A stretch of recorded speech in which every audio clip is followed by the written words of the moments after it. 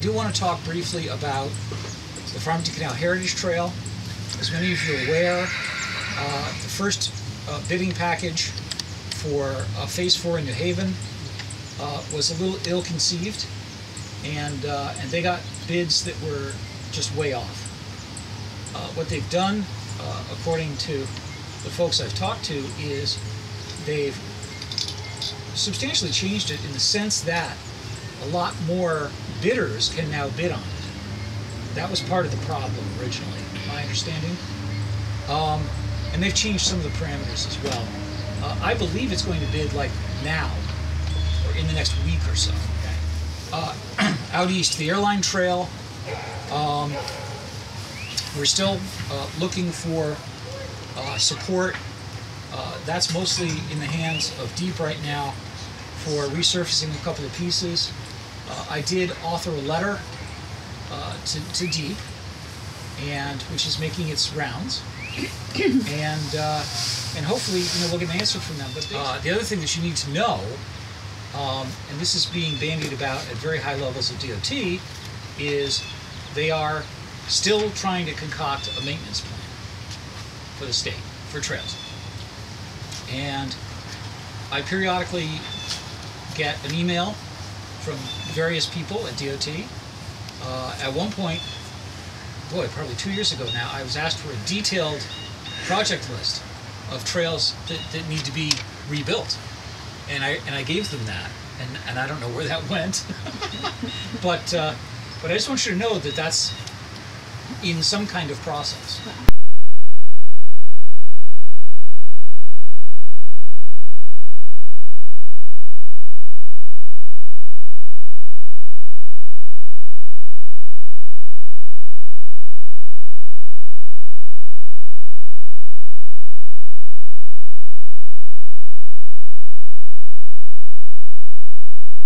Gave them a good chunk of money.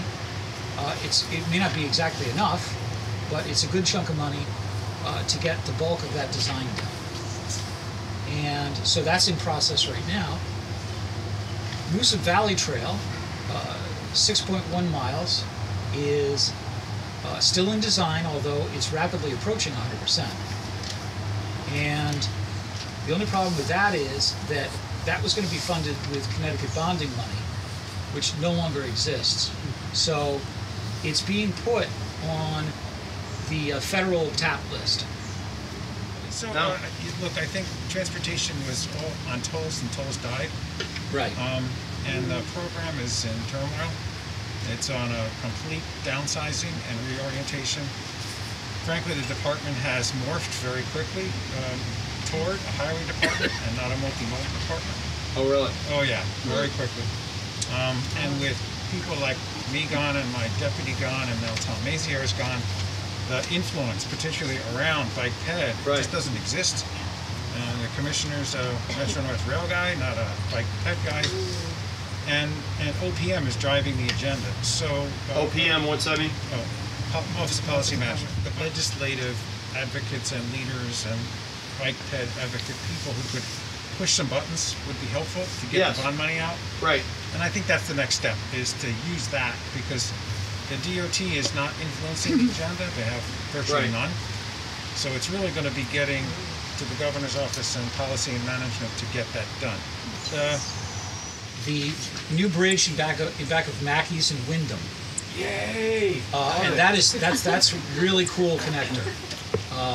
It was long overdue. The worst thing that happened there is they connected the bridge. I do want to mention briefly that part of the funding for the Connecticut Trail Census, this go-around, was also for the initiation of a Connecticut Trail Finder system, and they're just starting to work on it. They're talking to the consultants that did Maine, which, if you want to know what it's going to look like, go and look at the Maine one, which is really cool. And so that's ongoing. And I do want to mention that at some point there's going to be a call for various trails across the state that haven't been to this date put on any kind of a statewide map. So I'm talking about land trust trails, single track. There's a lot of stuff in this state that no one knows. I find stuff all the time that I never knew existed. So there's going to be a general call across the state for stuff to put on this. So that's the first thing. And then the second thing is the East Coast Greenway received a $50,000 grant from the 1772 Foundation to do a cultural and historic take on the New Haven to Providence 170-mile corridor. And that's ongoing. I am the project coordinator for that. And early next week, the initial ask for data from various participants, so Preserve Connecticut, Preserve Rhode Island, 1772, of course, they're one of the major sponsors, but also, places like the Bushnell. And I was bringing it up before, but when you look around, we're all white, we're all old. How do we get people of color in this group? oh yeah, Because there was a big online thing just on Sharolis's page, and a woman was kind of upset and saying the East Coast Greenway doesn't do anything for their community, and I didn't know where to go with it. And so how do we not be such a white group? yeah. White old group. Well, that's a little crankiness. That is. That's Nancy Dunn, who's Okay. driving everyone insane. All right. Having said that, Your timing of that, this is a picture of today. I was talking with Shannon Miller from NBC, and I didn't want to lose her, so I pulled into the Burlington, the lot by Burlington, just right out of Unionville. And there were 3 women of color, and they couldn't figure out how to put the third bike on, the bike rack, because it was a lady's bike, and there's no, so I helped them. I'm talking to Shannon Miller, describing the whole situation, and then I talked to these ladies, and I said, she goes, how can we help? Can we sign a petition? I said, you need to get involved. but this is a case in point, and I that's a great picture, and I want to mention something that is very interesting, which is a corollary of what's gone on with the COVID, is that there are a ton of people using the trail that never did before. Right. And our trail, the Hot River Trail. I'm going to send this picture to all of you. Yeah. The Hot River Trail. I have never seen as many. I've never seen the amount of people and the amount of different people, quote unquote different people. And I love it. Yes. It's fantastic. Well, the problem too is they don't know how to use the trail. Well, and that's an issue. There's that. There's that. Cyclists are a bunch of jerks. But I'd rather have that. I agree with that with cyclists. I'd rather have that issue, and that's an issue of education, and that we can do. Yeah, we can do that. Maybe you can just set up with her little flyers. Yeah. Those are the great things. I have hand those things out all the time. Forced flyers. Or signs on the trails, even, that tell people, announce when you're passing. Sure. Yeah. Right. Or guys like big cyclists, stop going so damn fast on these, trails that are meant for, families. No, you're right. Yeah. But in partial answer to your question, we need to be thinking collectively about how to retain these people. Right. As members of this organization and others. There is no bike ped organization across this entire state that doesn't want more minority participation. I don't know of a single one. So let's try to make it happen. These ladies were from Windsor. Okay. Yeah. I really just wanted to sort of speak to that. And I speak to that not just to people of color, but people of age. Right. People, and I know from being a volunteer now for over 12 years with the town, with different things, it's not that we don't discourage inclusivity. We want everybody, and when we talk about something for volunteers, We don't say specifically, it's all inclusive. I mean, should we say we're looking for black people, we're looking for Asian people, we're looking for, so it's been a problem since I've been a volunteer for all these years, but a big problem is to get the younger generation. And that is with every organization, including the Land Trust, is how do we pull in the younger generation? Because just like all the land trusts, and Simsbury specifically too, that we're all older. We're really looking to bring in anybody and everybody, especially the youth. We've done that recently with a couple of people. So I would say to that, because I want to say this and I want to say it in a nice way, and that's that I hate people that tend to make you feel guilty. And I don't think somebody should make us feel guilty about what we're not doing. We're trying to include everybody. So if somebody has a suggestion, you know, if Anthony Chirolas has a suggestion because he works with inner city, we would love to have him. You know, I get calls all the time from Simsbury Free Bike. I still get them even though we're not there anymore. You know, and I refer them to Byside because of the inner city. So it's not as if we're not doing it. We are doing it, but we're not, you know, we're not putting out a call for specific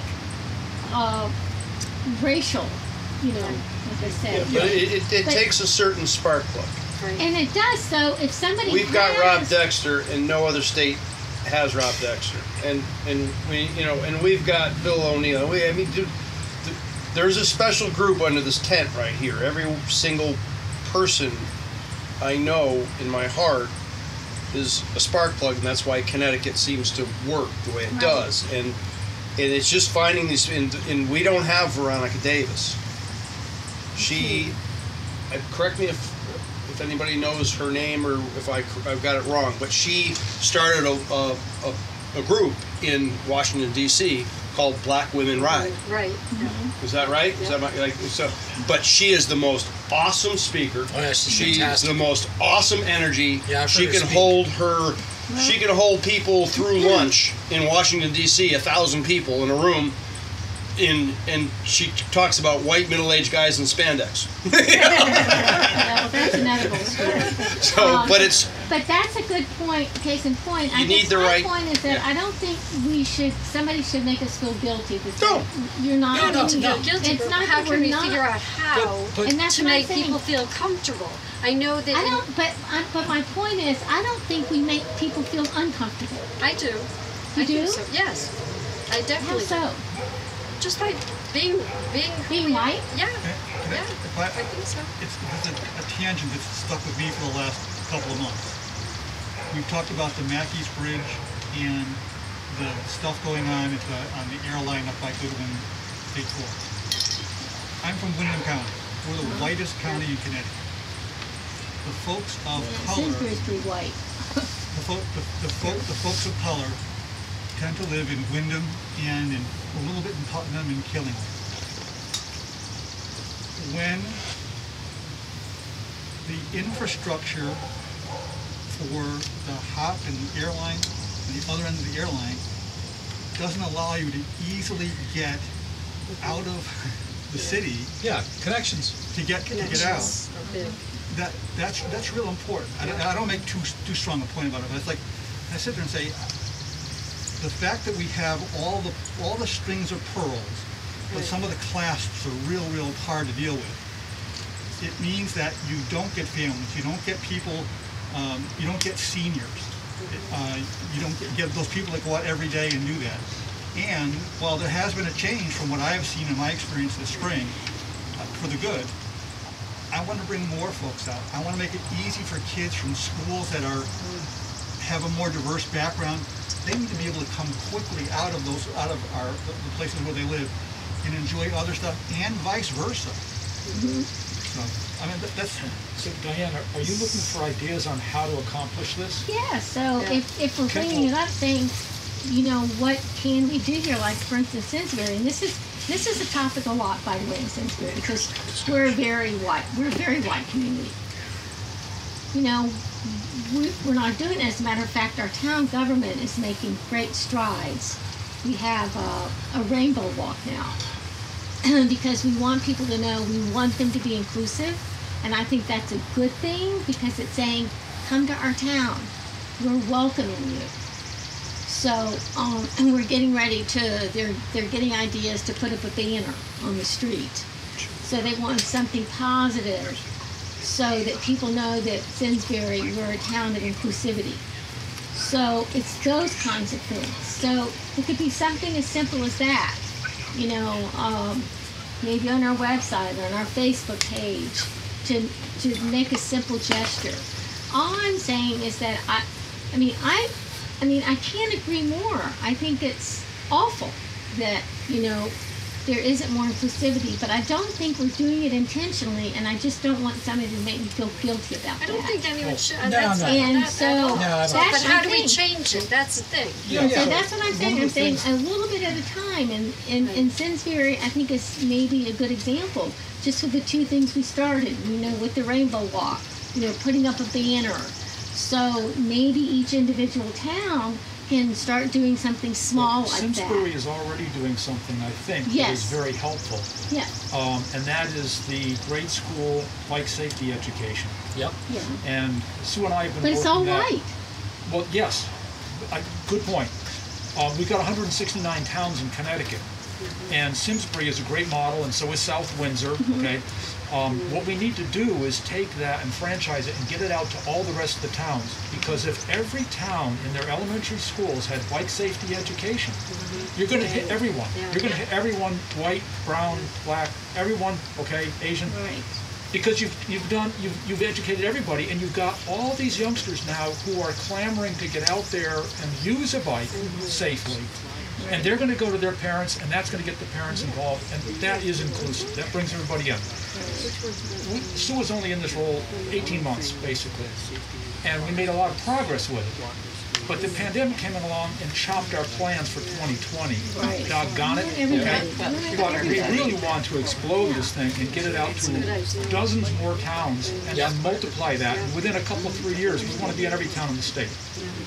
And I would add something else to this conversation, which is traditionally and historically, bike ped connections to our major cities suck. Yeah. Right. They're terrible. We need to get to Hartford. We can't get out of her. We can't even get to Hartford. Well, you know, And I've maybe been trying we for can, 19 years. Yeah. you know, maybe we can start with a face in each community. You know, we do have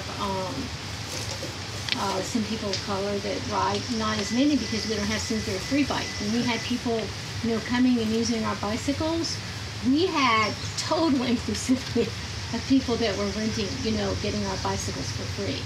So, you know, that's the only suggestion that I have. You know, maybe ask Tony what his suggestion is, but I say let's start with social media, start something on our Facebook, you know, something encouraging everybody to ride, not just of color, but all ages, color. Yep. In other words, a complete. And you're good at words, you know. So something that maybe we all have the same message, you know, to send to people. Yeah. I speak. you know what, I speak good, but here's the thing. I do want to say You speak Here's the good, thing. very good. And it's important to remember, there are places where there's good representation. New Haven's one of them. The Hartford Complete Streets Board is one of them. There are some that are real bright spots. Can I, Yeah, go I ahead. just want to say, when the connection from the Charter Oak Trail to the Hop River Trail was made, now we're talking about Manchester, Yeah. which is, I don't know what percent minority, but a lot more than Bolton, which is about as white as Simsbury. All of a sudden, the people are riding, and we're seeing people of color, we're seeing children that Absolutely. have never been on trails Absolutely. before. So Yeah. connections are huge. Yeah, connections are huge. They're huge. Yeah, we are too, and you know, I have to say, you know, we're getting, you know, people of color are slowly moving in, and I have to say honestly, when I see them, I just smile. You know, it just, you know, it just makes me feel good. I mean, it really does. you know, in our grocery stores, and, you know, they're hiring them. So I think it's just, you know, whatever we can do. And then anyway, so you had my suggestion. So. Yep. But it has been, historically it's been an issue. Oh, yeah. There's no question. And we've wrestled with it for many, many years. So yeah, okay, we don't need to belabor that Can I point. just say one thing? Yes, Chris? please. I would urge people, come and see what we're doing in New Haven. Oh, We've yes. been doing this work for 10 years now. I think we've made a lot of progress. Your mural alone There's is... some of you may know that Trail Census, folks may be involved with that. They have a new podcast. Their new podcast that just came out is an interview with my colleague, Doreen Abubakar, about the work on equity, diversity, inclusion that we've been doing in New Haven. So I would urge everybody to listen to that. Yep. And no, you guys do a phenomenal job. So how do we take the cookie cutter and stamp it over the rest of the Right. state? So No, we're very... it's not a cookie cutter. Right? Yeah. See, I think that's the point. Is You need to teach community. Yeah. well, look. I mean, it's a little cynical, but one of the truths of building multi-use bike ped facilities, call them what you will, is that they're expensive. And certain towns, of the 169 towns in the state, have tax bases that can do that. And so they did. Yeah. And that's a very real issue. Now, can you build trail in Hartford or Bridgeport or New Haven? Of course you can. But it takes a different coalition to do it, and it takes buy-in. And a lot of towns in Connecticut are behind New Haven. New Haven has been the leader for over a decade. But it's a case in point, right? I mean, this is something that doesn't happen overnight. And combine that with the fact that most railroad right-of-ways are either still being used or have not been abandoned in most of the major cities. So that's how we built this, and that doesn't exist. So you have to have a different plan, a different policy, and so it's a different business building trails in cities. And in fact, if you look at New York City, they've built the trails they can build. You don't see, now they're fixing them because some of them weren't built very well, but what they're doing, and a lot of other major cities are doing, is they're starting to literally narrow or shut down roads and create pedestrian zones, pedestrian bicycle zones, along with a whole system, and Hartford's talking about it too, of bike lanes. And that's how a lot of this is going to happen. Because you can build a bike lane, don't forget, is paint and signs, right? It is enormously cheaper than building what we've been building. And it's more inclusive because you can put it in places where people are. And so they can get out of where they are and go elsewhere. So, you know, none of this is rocket science, but we don't need to belabor this. Right. But thank you for bringing it up, though. Yeah. Because so, it's a genuine issue. Yeah, and so, like I said, we can start online. We can start with all of the bicycle organizations and come up with the same thing and just share it on our Facebook and social media page. We can do that, Barbara, via email. We can just maybe start something and see if somebody can come up with something. Yep. Yep. And that's a start right there. Yeah. All right, let's get everybody home.